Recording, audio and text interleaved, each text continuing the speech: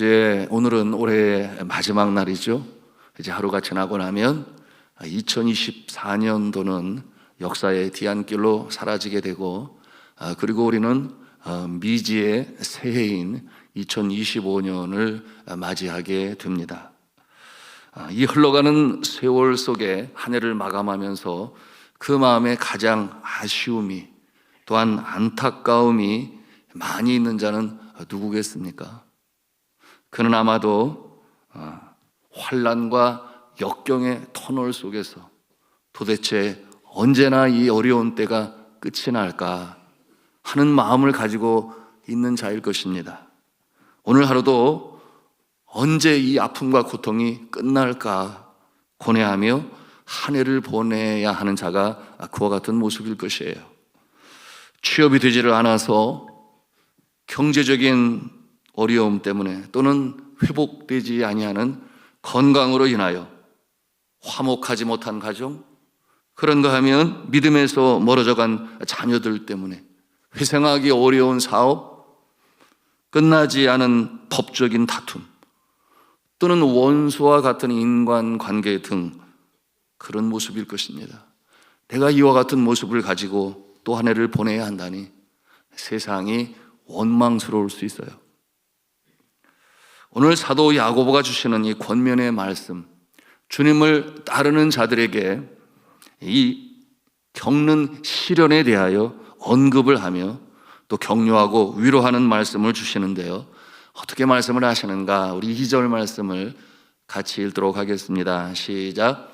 내 형제들아, 너희가 여러 가지 시험을 당하거든 온전히 기쁘게 여기라. 아멘. 굉장히 역설적이지 않습니까?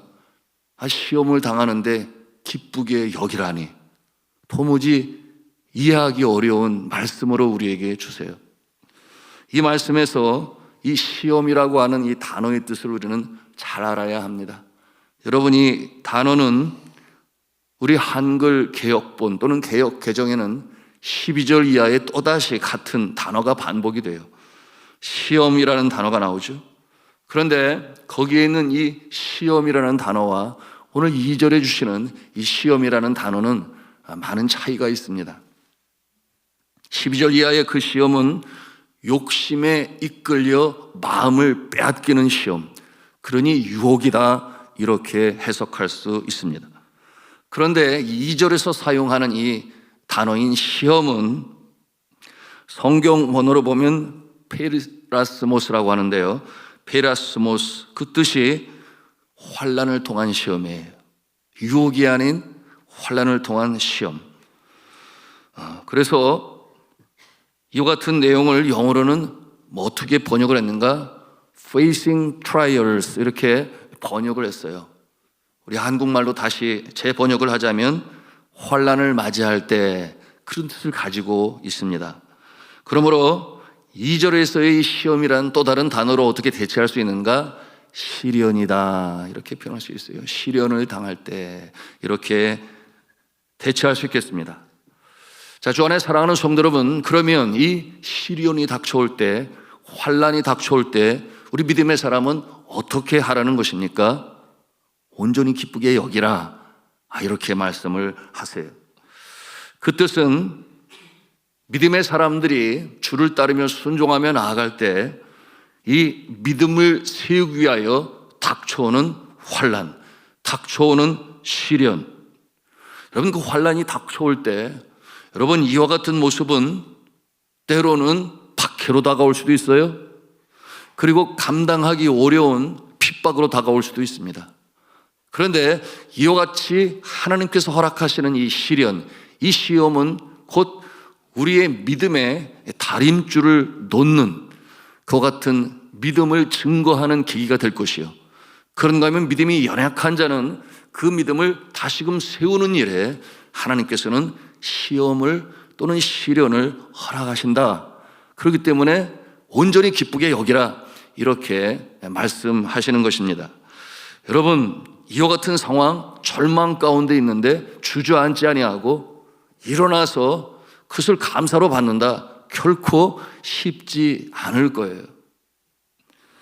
그런데 시련을 주시는 이유가 있다고 오늘 말씀을 주시는데요, 말씀을 드린 것처럼 이 시련은 나의 믿음의 다림줄을 놓아 나는 믿음이 똑바로 서 있는가를 볼 수 있는 계기가 된다. 언제? 시련이 닥쳐올 때. 여러분, 감사한 일이 계속 될 때, 기쁜 일이 있을 때 감사하지 않을 성도는 한 사람도 없어요. 그런데 정작 참 믿음은 언제 증명이 되는가? 어려움이 닥쳐올 때. 그때도 감사할 수 있는가? 그때 인내하며 믿음으로 전진해 나갈 수 있는가? 믿음의 다림줄이 될 수 있고, 그런가 하면 연약한 믿음을 세우는 일은 하나의 방편으로 하나님께서 또한 시련을 허락하신다. 그러니 온전히 기쁘게 여기라. 이렇게 말씀하시는 것입니다. 이어지는 3절 말씀을 우리가 함께 보기를 원하는데요, 같이 읽겠습니다. 시작. 이는 너희 믿음의 시련이 인내를 만들어내는 줄 너희가 알미라. 아멘. 자, 2절에서 언급한 이 시험이라는 단어를 이제는 믿음의 시련이라는 단어로 이렇게 대체해서 사용하고 있으니 앞에 그 시험은 곧 시련이다라는 것을 우리가 이 반복되어지는 풀어 설명하는 내용으로 이해할 수가 있습니다. 믿음의 시련, 이는 영적인 용어로 뭐라고 그러는가 하면 연단이라고 그래요. 연단. 그러므로 이 연단은 세상적인 용어를 사용하면 훈련이다 이렇게 생각하면 틀림이 없습니다. 믿음을 더욱 강하게 하시기 위하여 영적 훈련을 시키신다. 더 크고 넓은 이 믿음의 소유자가 되게 하시기 위하여 시련을 허락하실 때가 있다 이렇게 말씀하시는 것입니다. 그러므로 이렇게 말할 수 있어요. 연단의 유익이 무엇이냐? 인내할 수 있는 성품을 갖게 될 것이다.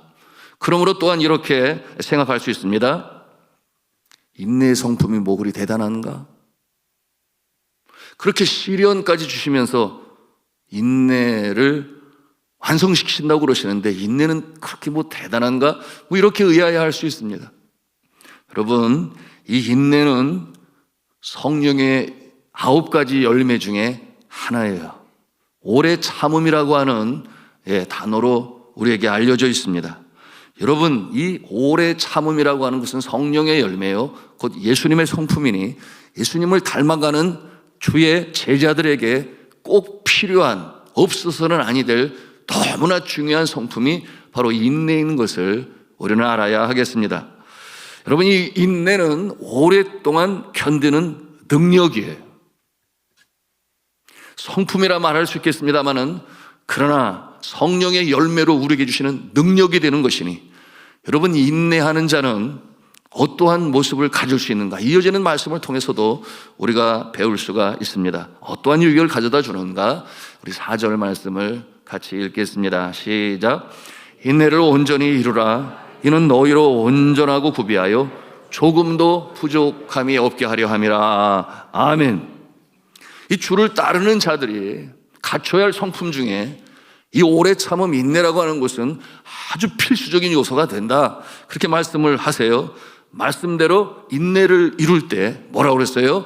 온전하고 구비하여 조금도 부족함이 없는 성품의 소유자로 세우신다, 그런 뜻을 갖고 있습니다. 여러분, 이 인내의 능력은 내가 예수 믿는다고 단순간에 하루아침에 이루어지는 그와 같은 것이 아니에요. 성화를 이루어가는데 성령의 충만함을 통하여 열매를 맺는 것이니, 어제도 나누었어요. 하루아침에 열매를 딸 수 있느냐? 그러지 않다. 그 과정들이 필요할 것이다. 때로는 눈물을 흘리며 씨를 뿌릴 때도 있을 것이다. 그럼에도 불구하고 믿음의 씨앗을 뿌리니 반드시 열매를 맺게 될 것인데, 하루아침에 내가 예수 믿어 금방 인내할 수 있는 성품 능력이 되느냐? 아니라는 것이에요. 여러분, 이처럼 이 인내의 능력은 말씀하신 것처럼 시련과 환난을 통하여, 고난의 훈련을 통해서 그 어려움 가운데서도 믿음으로 이겨나가는 자에게 주시는 열매, 그것이 바로 오늘 주시는 인내요, 온전하고 구비하여 조금도 부족함이 없는 성품으로 세우는 과정에 너무나 필요한 것이다 말씀으로 우리에게 주십니다. 여러분, 성경의 위대한 인물들을 우리가 생각해 보면 하나같이 인내의 과정을 거쳤지요. 모세의 모습을 한번 상상해 보십시오. 그는 애굽의 왕자였으나 어머니 요게벳을 통하여 그가 누구인가를 알게 되죠. 모세야, 내 이름은 모세란다. 그 뜻이 물에서 건짐을 받았다는 뜻이야. 많은 아가들이, 히브리 자녀 아가들이 나일강에 던져질 때 너는 하나님이 특별히 물에서 건지셨어. 그러니 너는 히브리 이 민족의 아들로서 하나님이 특별히 건져주셨으니 너는 주의 나라를 위하여 힘써야 하고 너의 민족성을 잃어서는 아니되, 이 요게벳의 가르침이었죠. 그런데 그는 성격이 아주 급하고 소위 다혈질의 사람이었습니다. 국고성을 쌓는 현장에서 여러분, 이 감독하는 애굽 병사가 자신의 민족 중에 하나인 이 사람이 노역을 감당하는데 잘했는지 못했는지 여하튼 마구 때리는 모습을 볼 때 참을 수가 없었어요. 그러므로 그는 이 애굽 병사를 때려서 죽이고 모래에 감췄습니다. 그 급하고 모진 성품을 변화시키시기 위한 이 하나님의 훈련 과정은 아주 혹독했지요. 그는 졸지에 살인자가 되고 도망자가 되어서 생각지도 않았던 미디안 광야로 도망을 치게 되는데, 여러분, 그 신분의 모습이 그 당시 최강의 나라인 이 애굽의 왕자에서 그야말로 이 광야에 이 양들을 치는 무명의 목자의 모습으로 전락하고 말았습니다. 자신의 양도 아닌 장인어른 이드로의 양을 치면서, 여러분, 그는 대릴사이가 되었죠. 그것이 뭐 잘못됐다고 하는 것이 아니라 그 모습을 비교해 보니 그야말로 하늘과 땅의 모습이 되고 말았습니다. 여러분, 이와 같은 모습은 본인이 꿈꾸었던 모습도 아니었죠. 미래를 향하여 계획을 세울 때 양치는 목자가 될 것이라 그렇게 생각했었겠습니까? 그렇지 아니했어요. 오늘 이 시대를 살아가는 우리 여러분들 중에도 그런 모습이 있을 거예요. 꿈은 원대한데 어느 날 보니 내가 이렇게 예기치 않은 낮은 위치에 있다니, 뭐 그런 생각을 가질 수가 있습니다. 여러분, 그와 같은 상황으로 내몰림을 당한 것이지 자기가 원하는 바가 아니었다 하는 것을 우리가 모세를 통해서 볼 수가 있어요. 그러한 날이 짧지도 않은 40년이라는 세월 속에 무명의 목자로 살아갑니다. 그의 마음에는 어떤 생각이 들었을까요? 내가 왜 그리 조급했던가? 내가 왜 그리 경거망동을 했던가? 민족을 구한다고? 그런데 이제 내 인생은 끝났어. 그런 생각을 갖지 않았을까요? 그러한 그를 잠잠히 바라보시는 하나님의 계획이 있으셨죠. 그 미디안 광야 학교를 그에게 허락하시고 그를 새롭게 하시기 위하여 훈련을 하시는 하나님이십니다. 그 결과가 성공적이었나요? 우리 함께 하나님의 말씀 대하겠습니다. 민수기 12장 3절 말씀을 같이 읽겠습니다. 시작. 이 사람 모세는 온유함이 지면의 모든 사람보다 더하더라. 아멘. 이 사람 모세는 온유함이 지면의 모든 사람보다 더하더라 그랬어요. 이 미디안 광야는 이처럼 모세를 이처럼 온유한 자로, 겸손한 자로, 자신을 낮추는 자로 이렇게 만드시는 과정이었으니 그 인내의 깊이를 더해가는 그야말로 광야 학교요, 그리고 훈련소가 되었던 것입니다. 여러분 중에 그런 경험 없으셨나요? 왜 없으셨겠어요?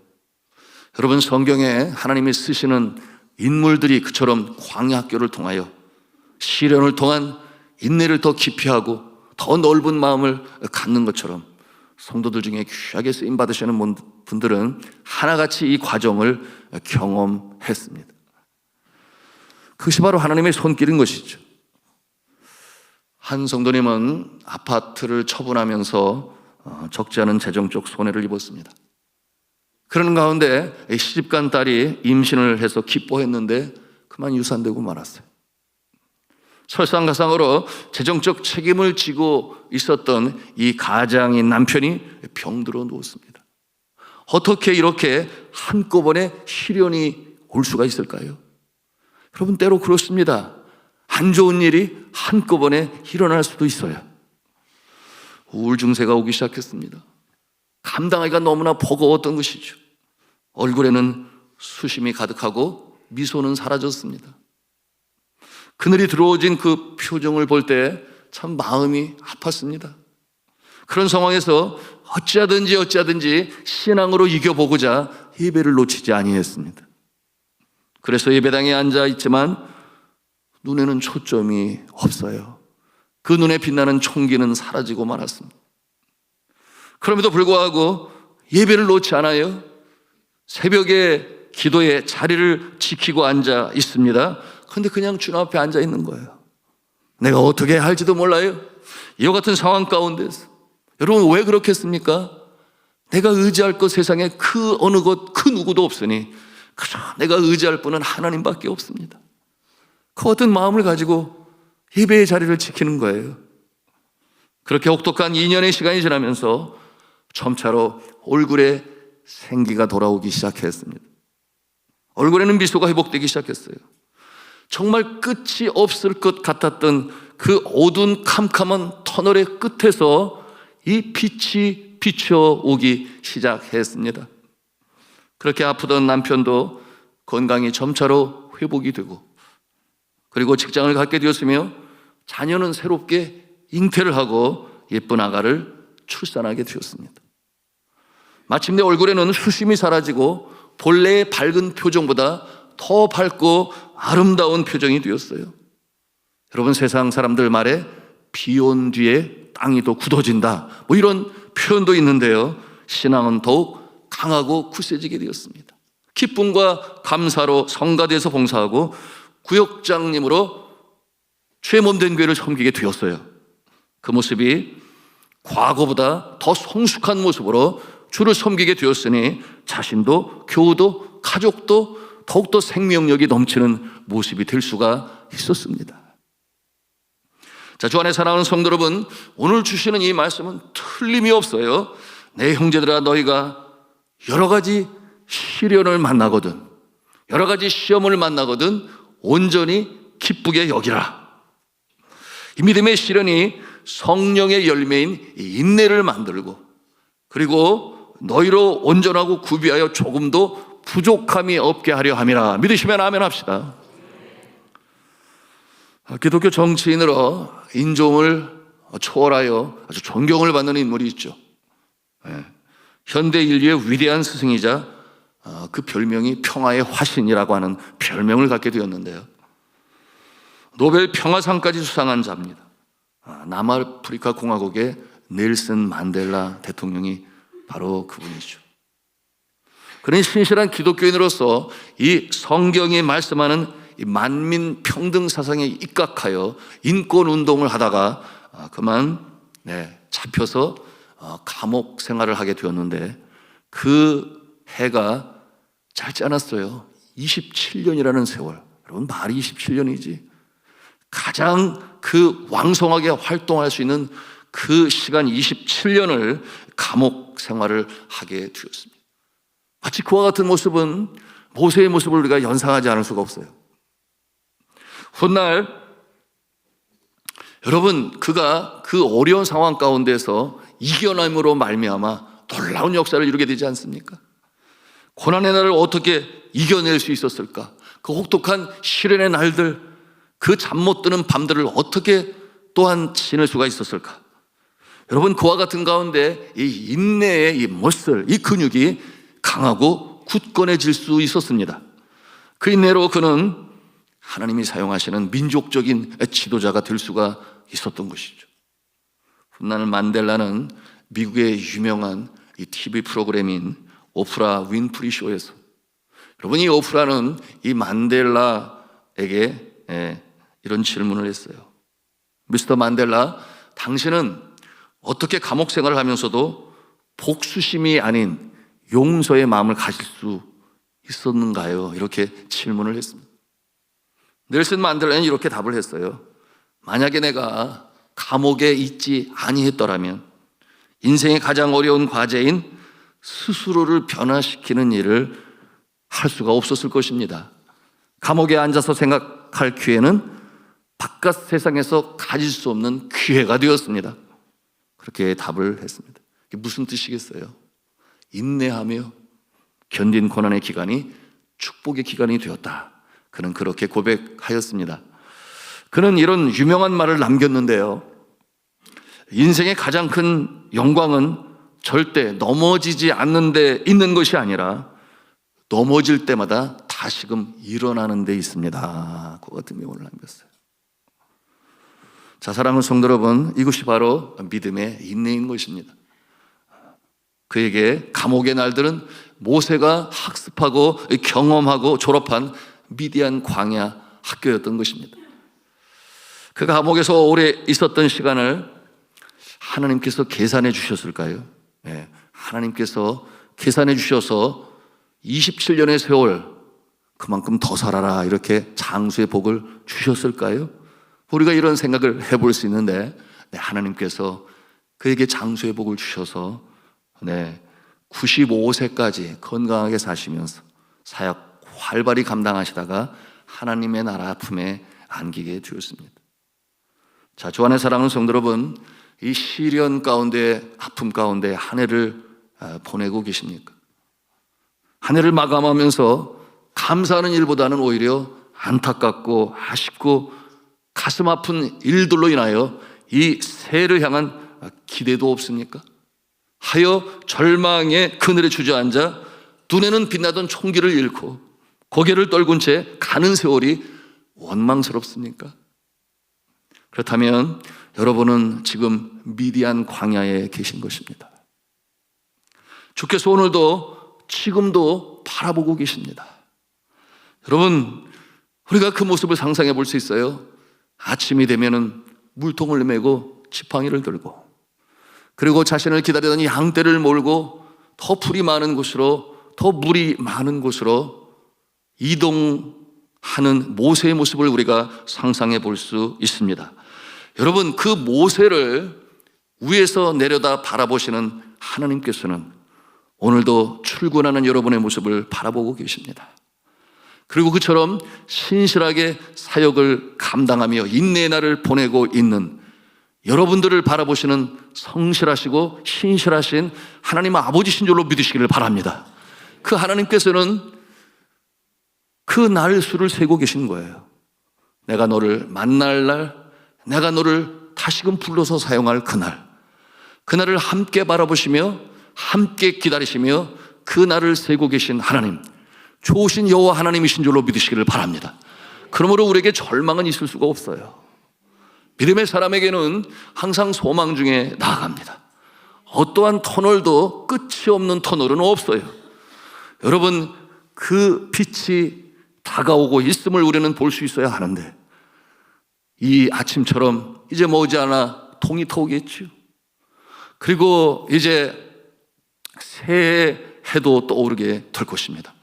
여러분, 이와 같은 모습을 생각하시고 내가 미디안 광야에 있지만 나를 바라보시는 주님께서는 함께 계시며 바라보시며 그 날 세우시며 영광의 날, 응답의 날로 다시금 세우시는 좋으신 하나님이시다. 여러분, 이와 같은 믿음을 가지고 다시금 일어나 새해를 소망 중에 맞이하시는 저 여러분 다 되시기를 주님의 이름으로 축복합니다.